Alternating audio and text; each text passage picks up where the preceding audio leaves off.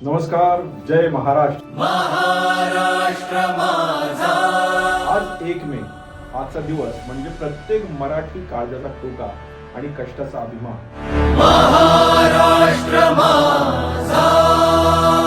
आज आपला महाराष्ट्र दिन आणि आंतरराष्ट्रीय कामगार दिन या मंगल दिनानिमित्त जगाच्या कानाकोपऱ्यात वसलेल्या माझ्या तमाम मराठी बांधवांना आणि अहोरात्र कष्ट करणाऱ्या माझ्या श्रमिक बांधवांना मी या दिनानिमित्त मनपूर्वक शुभेच्छा देतो.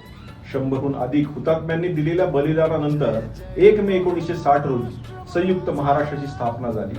हा महाराष्ट्र केवळ भौगोलिक सीमांनी बनलेला प्रदेश नाही, तर तो छत्रपती शिवाजी महाराजांच्या स्वराज्याचा आणि शाहू फुले आंबेडकर या महापुरुषांच्या विचारांचा वारसा आहे, ज्यांनी आपल्या रक्तात सांडून मुंबईसह संयुक्त महाराष्ट्र मिळवून दिला.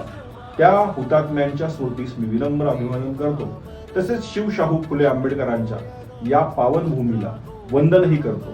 दुसरीकडे आजचा दिवस हा कामगार दिन आहे. आपल्या पिंपरी चिंचवड शहराचा उल्लेख आपण श्रमिकांची पंढरी म्हणून करतो. या शहराचा आणि राज्याचा विकास का इथल्या कष्टकऱ्यांच्या घामातून उभा राहिलेला आहे. कारखान्यामधील कामगार असो, शेतात राबणारा शेतकरी असो किंवा शहराला स्वच्छ ठेवणारा सफाई कर्मचारी, तुमच्या कष्टाला खरंच तोड नाही. तुमच्याच योगदानामुळे आज महाराष्ट्र देशाचे ग्रोथ इंजिन बनले आहे.